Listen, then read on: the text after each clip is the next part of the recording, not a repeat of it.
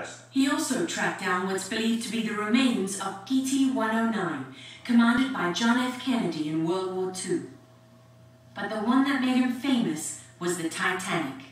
For 73 years, the massive cruise liner sat 2 miles down, more than 12,000 feet of pitch black water, eluding the world's top undersea explorers until 1985, when Bob Ballard came along. And that's the captain's bathtub. That's his bathtub. That's his bathtub. Isn't that amazing? It's kind of eerie. It is. It's somewhat like going to a haunted house. The images we're watching are from Ballard's personal library, which he opened for us. He told us what it's like to come face to face with the world's best-known shipwreck. We turned the corner, and there it was right in front of us.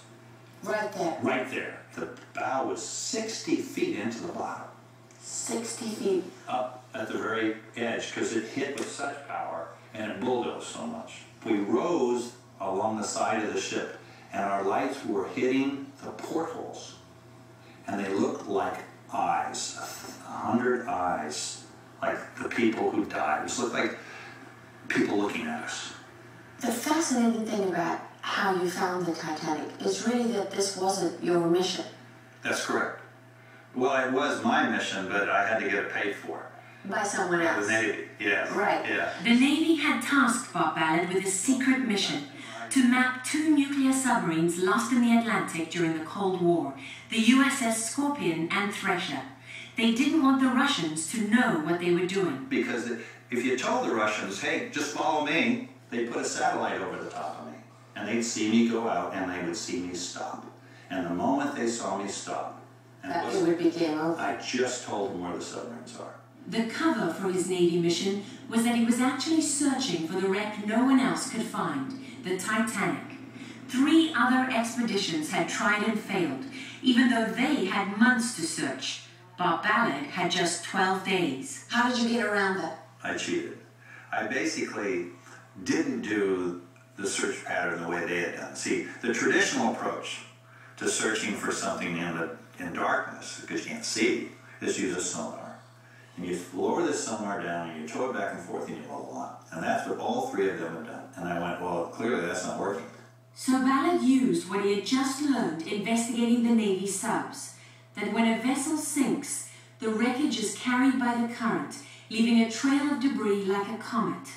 Applying that to the Titanic, he decided not to look for the ship itself. Instead, he searched for the trail of debris that he estimated stretched over a mile, a much bigger target.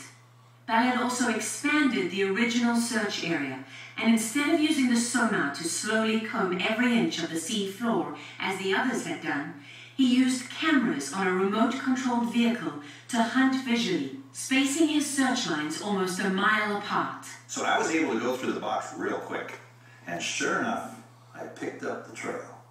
And as soon as I picked up the trail, I knew exactly, go north.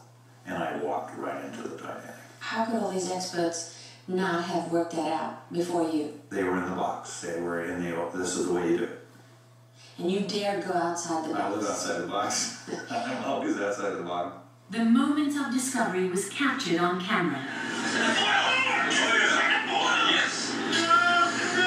That's Bob Ballard celebrating. Our initial reaction was joy, and we jumping up and down, and then someone looked in our control room. We had a clock. And someone looked, and it was 2 in the morning. Someone says, you know, she sinks in 20 minutes. Because she sank at 2:20 in the morning, and we went. And we were embarrassed that we were celebrating. And all of a sudden, we realized that we should not be dancing on someone's grave. The Titanic was the largest man-made moving object on Earth at the time of its sinking, but it was the smallest personal objects scattered across the floor of the North Atlantic that impacted Ballard the most. And all that's left of human signature are their shoes. And all around the Titanic are pairs of shoes. Mother's shoes next to daughter's shoes, men's shoes, crew members. These are the tombstones. Where they died? Where they died, where their body was actually laying on the bottom of the ocean. And that's their tombstone. So did it take you a while before you could talk about these things? It did. Actually, Didn't want to. I was hit by it, and I wasn't expecting to be hit by it. See, I went in there, you know, totally under control, so to speak, and I was blown away. It was a very moving experience that I did not expect to have. The Titanic brought Bob Ballard instant fame and celebrity.